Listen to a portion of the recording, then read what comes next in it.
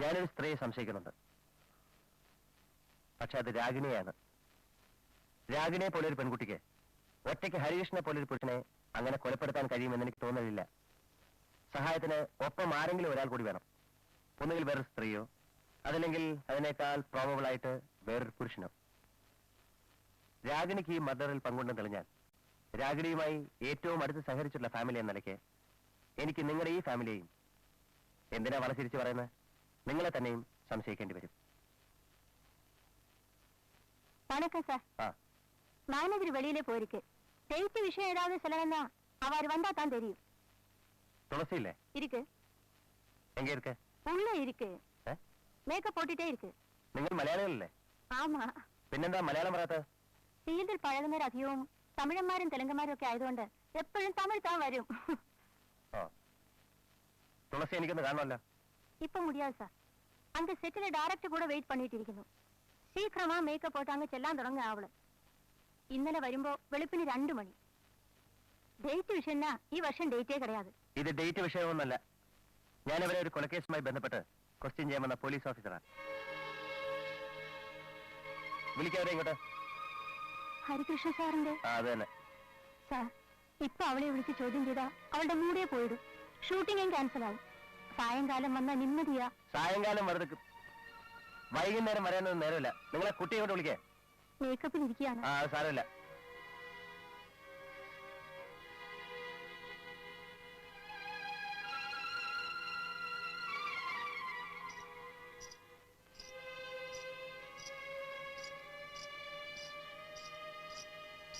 ഇരിക്കൂ.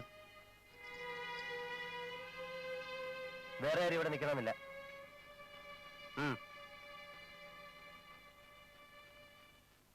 സാർ, ഞാൻ ഒന്നും അറിഞ്ഞതല്ല സാർ. പത്രക്കാർ വെറുതെ അതുമിതുമൊക്കെ എഴുതി വിടുന്നതല്ലാതെ ഞാൻ ഇക്കാര്യത്തിൽ തീർത്തും ഇന്നസെന്റ് ആണ് സാർ. നിങ്ങൾ ഈയിടെ ഏതൊരുത്തനെ കാശ് കൊടുത്ത് പറഞ്ഞു കേട്ടോ ഹരികൃഷ്ണന്റെ സെറ്റിൽ പോയി അലമുണ്ടാക്കാൻ? ഫോണിൽ വിളിച്ച് അയാളുടെ ഭാര്യയെ ഭീഷണിപ്പെടുത്തിയെന്ന് കേട്ട നേരാണോ? ഭീഷണിപ്പെടുത്തി? ഒന്നുകിൽ നിങ്ങൾ അല്ലെങ്കിൽ അയാൾ, രണ്ടുപേരിൽ ആരെങ്കിലും ഒരാളെ അടുത്ത കൊല്ലം ഫീൽഡിൽ ഉണ്ടാവുള്ളൂ എന്നേതെങ്കിലും സെറ്റിൽ ഇരുന്ന് പറഞ്ഞായിരുന്നോ? ഹരികൃഷ്ണൻ കൊല്ലപ്പെട്ട വിവരം ആരാ നിങ്ങളോട് പറഞ്ഞേ? ആരോ? അവനേക്കാ സത്യം പറ. ഇല്ലെങ്കിൽ ഞാൻ ഇപ്പൊ നേരെ തൂക്ക സ്റ്റേഷനിലേക്ക്. പിന്നെ നിങ്ങൾക്ക് ഷൂട്ടിംഗ് അവിടെ ആയിരിക്കും. അയ്യോ സാർ, പ്ലീസ്, ഞാനൊന്നും അറിഞ്ഞതില്ല. ഞങ്ങൾ തമ്മില് അവസാനം നല്ല ടേംസിലല്ലായിരുന്നു. അതല്ലാതെ ഈ കേസുമായിട്ട് ദൈവസത്യമായിട്ട് എനിക്ക് യാതൊരു ബന്ധവുമില്ല. ഈ മർഡർ നടന്ന ദിവസം, അതായത് ജനുവരി 18-ാം തീയതി നിങ്ങളുണ്ടായിരുന്നു? ഷൂട്ടിങ്ങിലായിരുന്നു. എവിടെ? ഇവിടെ മദ്രാസിലോ? ഇവിടെ തന്നെ. 17-ാം തീയതി ഞാൻ മദ്രാസിൽ നിന്ന് വന്നത്. അന്ന് ഏത് പടത്തിന്റെ ഷൂട്ടിംഗ് ആയിരുന്നു? KR മൂവീസിന്റെ പടം. സൂര്യപ്രകാശ് ഡയറക്ടർ. എന്താ പടത്തിന്റെ പേര്? ഒരുമിച്ച ദുഃഖത്തിൽ പങ്കുചേരാൻ. അന്ന് എവിടെയായിരുന്നു കളി? ബീച്ചില് ഡൂവറ്റ് എടുക്കായിരുന്നു. 6 മണിക്ക് തുടങ്ങി രാത്രി 2 മണി വരെ ഷൂട്ടിംഗ് ആയിരുന്നു. 2 മണിക്ക് വന്നു കിടന്ന് ഉറങ്ങി. പിന്നെ കാലത്ത് 9 മണിക്ക് അമ്മ വന്ന് വിളിച്ചു നിർത്തി കാര്യം പറയുമ്പോഴാ ഞാൻ ആ വിവരം അറിയുന്നത്. ഉറങ്ങാൻ പോണതിന് മുമ്പ് സ്ലീപ്പിംഗ് പിൽസ് അടിക്കുന്ന ശീലമുണ്ടോ? ഉണ്ട് സാർ.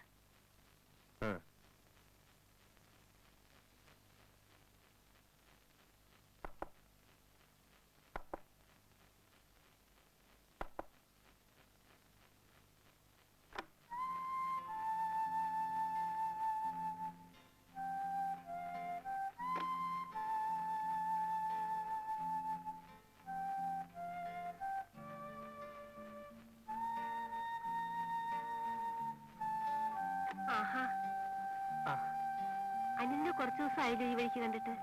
ഞാനിങ്ങനെ ഒരു ടെസ്റ്റ് ഉണ്ടായിരുന്നു കമ്പ്യൂട്ടർ കോഴ്സിന്റെ, അതിന്റെ പ്രിപ്പറേഷനിലായിരുന്നുകൊണ്ട് ഇടയ്ക്ക് ശില്പ വിളിച്ചിരുന്നു. ഇരിക്കൂ. ശില്പ ഉറക്കമാണെന്നാ തോന്നുന്നത്. വിളിക്കാം.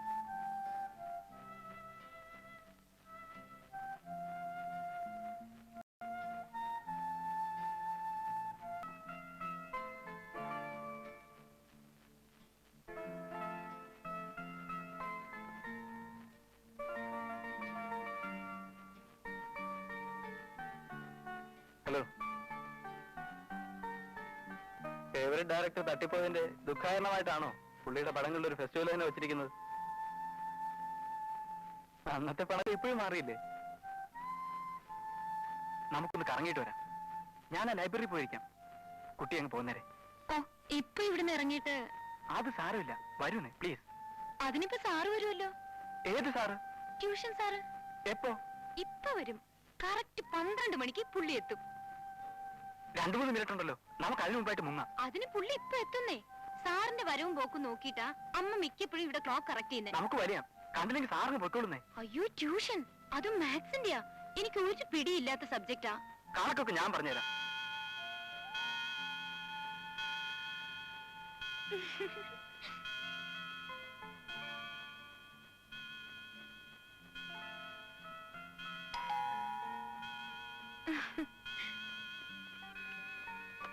Good afternoon sir. അനിൽകുമാറോ, എന്തൊക്കെയുണ്ട്? ഒന്നുമില്ല സാർ. സാറിനെ പോലുള്ളവരിങ്ങനെ പോയി ട്യൂഷൻ കൊടുത്താൽ ഞങ്ങളെ പോലുള്ളവരാ ചുറ്റിപ്പോകുന്നത്. അയ്യോ, അതെങ്ങനെ? അല്ല, ട്യൂഷൻ ഫീസ് അഫോർഡ് ചെയ്യാൻ കഴിയാത്ത ഞങ്ങളെ പോലുള്ള പാവങ്ങൾക്ക്. അനിൽകുമാറിനെ പോലെയുള്ള കുട്ടികൾക്കൊക്കെ എന്തിനാ ട്യൂഷൻ? ഒരു ട്യൂഷനും ഇല്ലാതെ തന്നെ you are A rank holder. സാറിന് വാച്ചില്ലേ? ഇല്ല. ആരെയിൽ വല്ല നാഴികമണിയും കെട്ടിത്തൂക്കിയിട്ടുണ്ടോ, ഗ്യാൻഡിയെ പോലെ? ഒന്നുമില്ല. ഇതൊന്നുമില്ലാതെ എനിക്ക് എങ്ങനെ പങ്ക്ച്വലാകാൻ കഴിയുന്നു എന്നാണോ? അതെ, എന്നോടിത് പലരും ചോദിക്കാറുണ്ട്. എനിക്ക് തോന്നുന്നത് വാച്ച് കെട്ടിയാൽ എന്റെ ഇപ്പോഴത്തെ കൃത്യനിഷ്ഠ എല്ലാം അവതാളത്തിലാവുന്ന.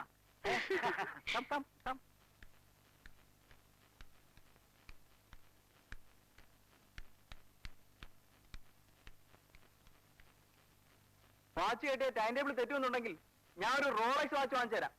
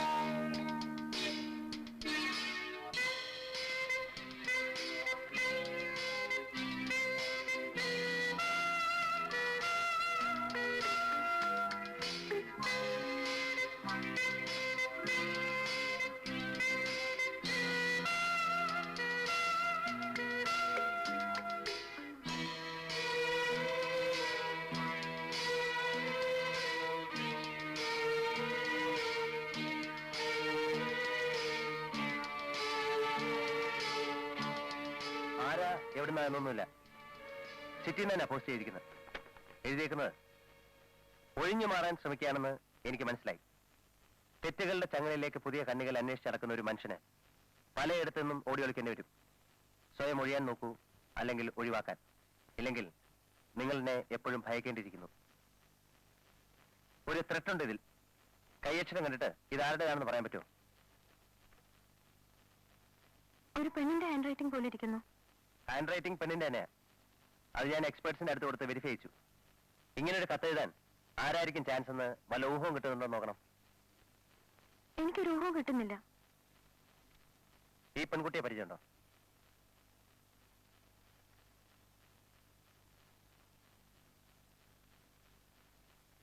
കണ്ടിട്ടില്ല. ഓർത്ത് നോക്കണം. ഒരിക്കൽ പോലും കണ്ടിട്ടില്ലേ? ഇല്ല. ഷുവറാണോ? അതെ. ചാൻസ് ചോദിച്ചു ചെയ്ത് വല്ല പെമ്പിള്ളേരുടെ ഫോട്ടോ ആയിരിക്കും. അല്ല, ഇതാ കൂട്ടത്തിൽ നിന്നുള്ളതല്ല. കൂട്ടത്തിൽ ഭേദപ്പെട്ടവൻ തോന്നിയിട്ട് മാറ്റിവെച്ചതായിരിക്കാം. May be. ഇതാണ് അദ്ദേഹത്തിന്റെ അവസാനത്തെ ഡയറി. കഴിഞ്ഞ കൊല്ലത്തെയും ഇക്കൊല്ലം ജനുവരി വരെ ഉള്ളത്. കഴിഞ്ഞ നവംബർ വരെ ഏതാണ്ട് മുടങ്ങാതെ എഴുതി പോന്നിട്ടുണ്ട്. ഒന്നുമില്ലേലും എന്തെങ്കിലുമൊക്കെ കൊത്തിക്കൊടിച്ചിരുന്ന ആ പതിവിന് അന്ത്യം സംഭവിച്ച ദിവസങ്ങളാണിതിൽ.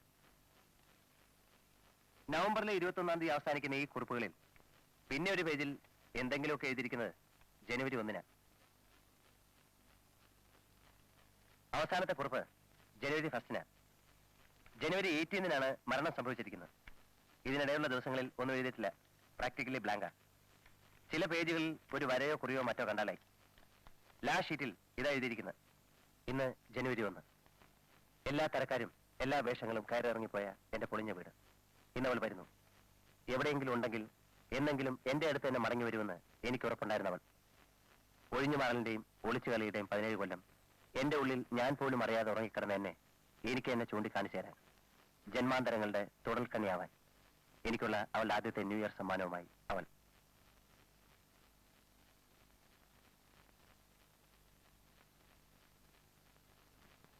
ഇന്ന് ജനുവരി 1.